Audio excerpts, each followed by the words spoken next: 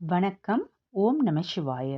இன்றைக்கு நாம் பார்க்க போவது கேதார கௌரி விரதம் இருப்பவர்கள் தீபாவளி அன்று எண்ணெய் வைத்து குளிக்கலாமா, கேதார கௌரி விரத நிறைவு மற்றும் கந்த சஷ்டி விரதம் இருப்பவர்கள் எவ்வாறு விரதத்தை தொடங்க வேண்டும் என்பதை இப்பதிவில் பார்ப்போம். முதலில் தீபாவளி அன்று எண்ணெய் வைத்து குளிக்கலாமா என்று பார்ப்போம். கேதார கௌரி விரதம் இருப்பவர்கள் கண்டிப்பாக தீபாவளி அன்று எண்ணெய் வைத்து குளிக்கக்கூடாது. ஏனென்றால் தலைக்கு எண்ணெய் வைத்து குளித்தால் விரதம் நிறைவுற்றதாக ஆகிவிடும்.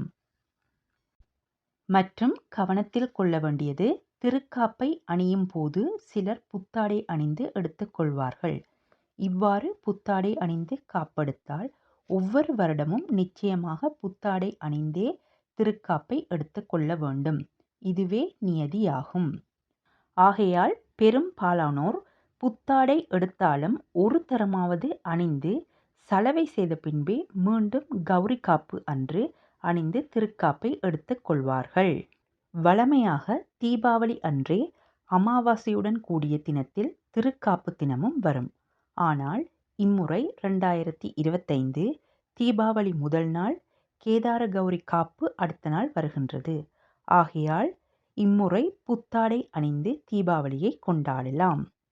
அடுத்த நாள் 21ஆம் தேதி செவ்வாய்க்கிழமை பூரண அமாவாசை நாளன்று கேதார கௌரி விரத காப்பு பூஜை காலை முடிந்தவுடன் திருக்காப்பை கோயிலில் அணிபவர்கள் கோயிலில் குருக்கள் மூலம் அணிந்து கொள்ளலாம் அல்லது நீங்களே அணிந்து கொள்ளலாம். வீட்டில் வழிபடுபவர்கள் காலை பூஜையை முடித்து இறைவன் இறைவி சமேதராய் வழிபட்டு வீட்டில் இருக்கும் பெரியோர்களின் கைகளால் திருக்காப்பை அணிந்து கொள்ளலாம். அப்படி பெரியவர்கள் இல்லையென்றால் கணவர் கையால் கட்டி கொள்ளலாம் அல்லது நீங்களே அணிந்து கொள்ளலாம். அன்றைய நாள் முழுவதுமே திருக்காப்பை அணிந்து கொள்வதற்கு சிறந்த நாளாகும். வேலை காரணமாக காலையில் திருக்காப்பை அணிந்து கொள்ள முடியாதவர்கள் மாலை பூஜை முடித்துவிட்டு அணிந்து கொள்ளலாம்.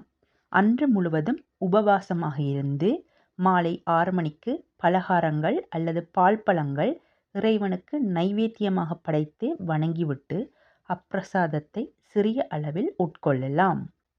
மற்றும் மாதவிலக்கான பெண்கள் என்ன செய்வது? அடுத்து வரும் செவ்வாய்க்கிழமை அல்லது வெள்ளிக்கிழமை மாலையில் பூஜையை முடித்துவிட்டு திருக்காப்பை அணிந்து கொள்ளலாம். அடுத்த நாள் 22ஆம் திகதி புதன்கிழமை அதிகாலையில் கோயிலுக்கு சென்று பாரணை பூசையை முடித்துவிட்டு பாரணையை முடித்து கொள்ளலாம். அல்லது வீட்டில் செய்பவர்கள் சோறு, பல வகையான கறிகள், வடை, பாயாசம் போன்றவற்றை தயாரித்து, அல்லது உங்களுக்கு ஒரு சோறும் கறியும் தான் முடியுமென்றாலும் அதை அன்புடன் சமைத்து வைத்தாலே இறைவன் ஏற்றுக்கொள்வார். இவ்வாறு நைவேத்தியத்தை அதிகாலையிலேயே படைத்து வணங்கிய பின்பு இந்த பிரசாதத்தை உட்கொண்டு பாரணையை முடித்து கொள்ள வேண்டும். ஆனால் அன்று முழுவதும் நோன்பு தினமாகும். அடுத்த நாள் 23ஆம் தேதி வியாழக்கிழமை காலையில் எண்ணெய் வைத்து குளித்துவிட்டு விரதத்தை முடித்து கொள்ளலாம். இதுவே விரத நியதியாகும். நம்மில் பலர் கேதார கௌரி நோன்பு மற்றும் கந்த சஷ்டி விரதம் இரண்டையும் தொடர்ச்சியாக கடைபிடிப்பவர்களும் உண்டு. இவ்வாறு கடைபிடிப்பவர்கள் கந்த சஷ்டி விரதம் 7 நாள் முடிவடைந்தவுடன் 8வது நாள் தான் எண்ணெய் வைத்து குளித்து கந்த சஷ்டி விரதத்தை நிறைவுபடுத்தி கொள்ள வேண்டும். மற்றும் இவ்வாறு 2 விரதத்தையும் கடைபிடிப்பவர்கள் காப்பு பாரணை அன்று தான் கந்த சஷ்டி தொடங்கும் என்பதால் அதிகாலையில் சூரிய உதயத்துக்கு முன் பாரணையை முடித்து கொள்ள வேண்டும். முடித்துவிட்டு கந்த சஷ்டி விரதத்தை கடைபிடிக்க தொடங்கி விடலாம். இதுவே விரத முறையாகும். இப்பதிவில் விரத முறையை விளக்கமாக தொகுத்து வழங்கியுள்ளேன். உங்களுக்கு ஏதாவது சந்தேகங்கள் இருந்தால் கமெண்ட்ஸ் பாக்ஸில் பதிவு செய்யுங்கள். பதில் வழங்குகின்றேன். நன்றி. வணக்கம். ஓம் நம சிவாய.